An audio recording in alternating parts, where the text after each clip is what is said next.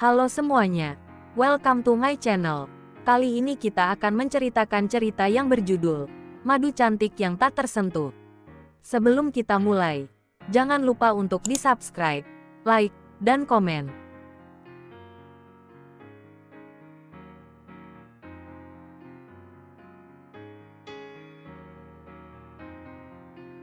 Episode 76, Apakah Masih Trauma? Keesokan paginya, Belva pun tampak sangat resah karena semenjak kedatangan Tigor ke kota itu tentu membuatnya banyak cemas.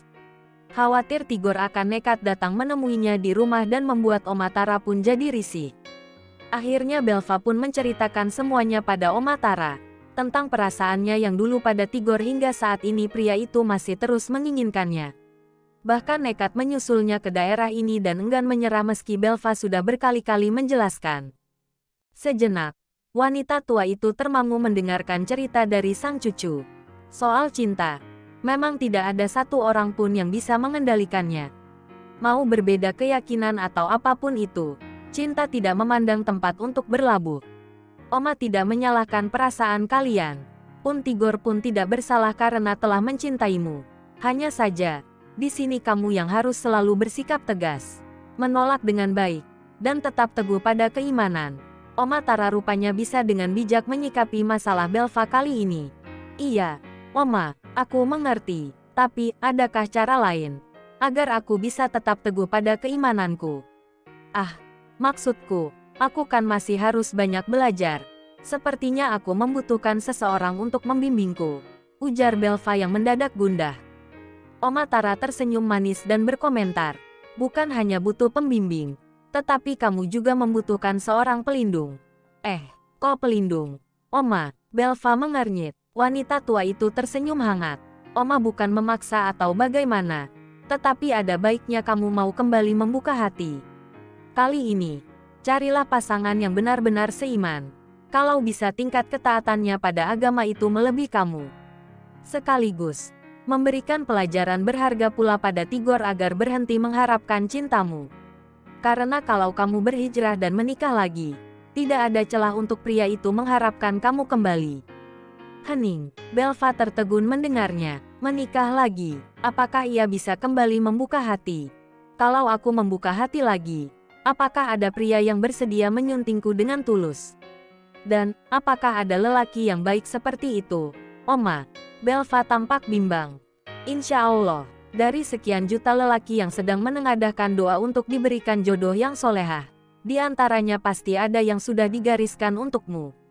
Tinggal kamunya juga berusaha memantaskan diri untuk menjemput jodoh pilihan hatimu. Oma Tara berujar penuh rasa percaya diri. Tentu saja kali ini tidak ada jodoh menjodohkan lagi. Orang tua hanya sebatas memberi nasihat dan arahan. Sementara anaklah yang menentukan jalan hidupnya. Ya, harusnya memang seperti ini sejak dulu. Anak terlalu takut dengan peraturan dan standar mati yang diberikan oleh orang tua soal masa depan. Akhirnya sekian anak tetap nekat memilih jalan hidup yang menurutnya benar, karena minimnya didengarkan dan diarahkan. Namun, jika orang tua bisa sedikit saja menerima dengan lapang apa yang diinginkan oleh anak, mau mendengarkan dan memberikan nasihat baik, tentu saja anak akan dengan tenang dan berpikir jernih dalam menentukan pilihan hidup. Seperti yang dialami oleh Ravin dan Belva, mereka pernah menapaki jalan yang kelam karena tidak pernah didengarkan apa yang sesungguhnya mereka inginkan dalam hidup. Sampai sebuah musibah besar menerpa hidup mereka dan membuat orang tua akhirnya mengerti. Hari itu, Belva berusaha meyakinkan hatinya, menelisik lebih dalam apa yang sebenarnya ia inginkan. Bahkan seringkali ia bertanya dalam hati, apakah dirinya masih terluka dan trauma? Atau, terlepasnya dari pernikahan kemarin, membuatnya semakin bersemangat untuk membuka kisah baru bersama orang lain. Belva pergi ke suatu tempat untuk bertemu dengan salah satu pemilik konveksi. Ia berniat memesan beberapa jenis kain untuk proyek besarnya. Terima kasih sudah mempercayakan kami, Mbak Belva. Semoga kerjasama kita akan terus berjalan. Seorang wanita parubaya pemilik konveksi begitu senang dapat kesempatan untuk dipercaya oleh Belva. Tak lama kemudian, Belva pun kembali menuju mobil. Saat membuka pintu, ia terkejut karena melihat sebuah buket mawar merah dengan ukuran jumbo bertengger di kursi sebelah kemudi. Matanya menyipit dan baru tersadar bahwa ia tadi lupa mengunci mobil. Ah, ceroboh banget sih aku. Bahaya sekali sampai lupa kunci mobil. Duh, untung aja gak ada barang berharga yang aku tinggal di mobil. Tapi, ini bunga dari mana? Belva bergumam sendirian, menoleh ke berbagai arah mencari jawaban dalam benaknya. Belva langsung menduduki kursi kemudian dengan benak yang masih penuh tanya. Dari mana bunga itu berasal? Hingga tak lama, seseorang tanpa izin langsung memasuki mobil itu dan duduk di kursi tempat buket bunga itu berada. Tigor, Belva memekik dan memelotot. Jadi bunga ini punya kamu. Pria itu tersenyum lebar. Punya kamu. Belva mendengus kesal dan memejamkan mata rapat-rapat. Harusnya ia sudah bisa menebak sejak awal. Siapa lagi kalau bukan pria itu yang nekat? Dasar. Gak sopan. Umpat Belva. Loh. Kenapa? Tigor berlagak biasa saja dan memasang ekspresi tanpa dosa. Masuk mobil orang tanpa permisi. Dan naruh bunga tanpa izin.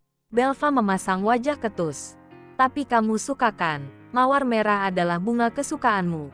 Melambangkan cinta dan ketulusan. Sekaligus, keberanian.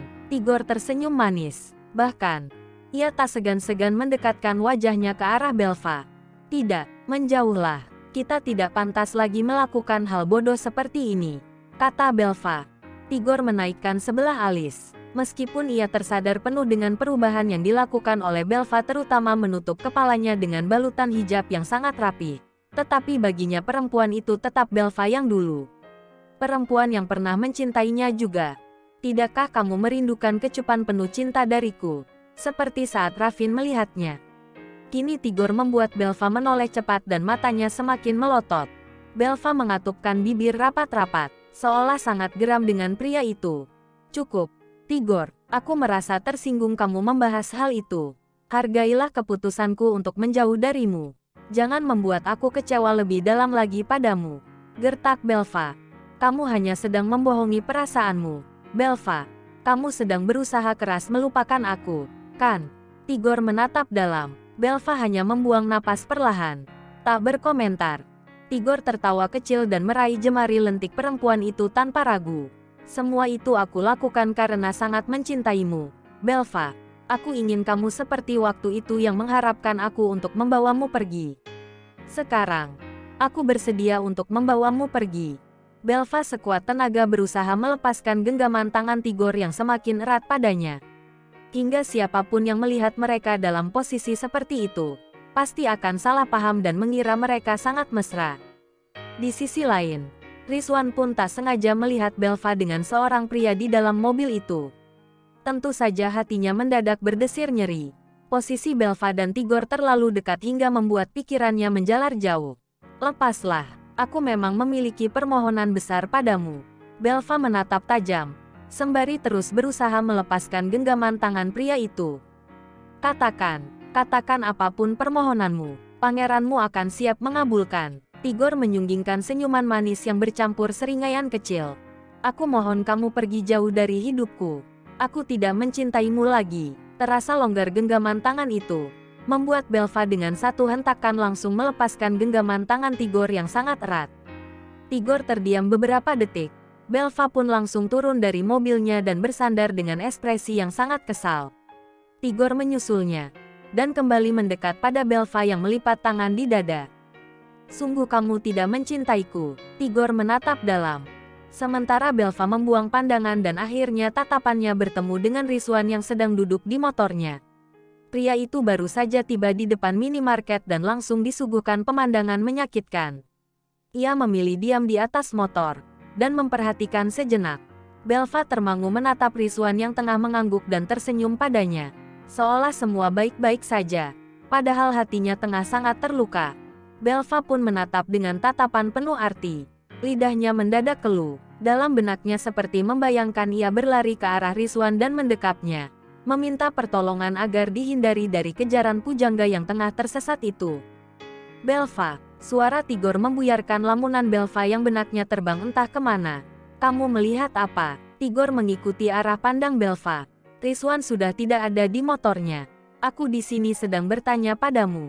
Iya, maaf, pikiranku sedang tidak ada di sini, kata Belva. Apa maksudmu? Tigor mengernyit. Kamu benar, aku memang mencintai pria lain. Belva menunduk. Ia menghela napas dan pada akhirnya harus mengakui bagaimana perasaannya saat ini.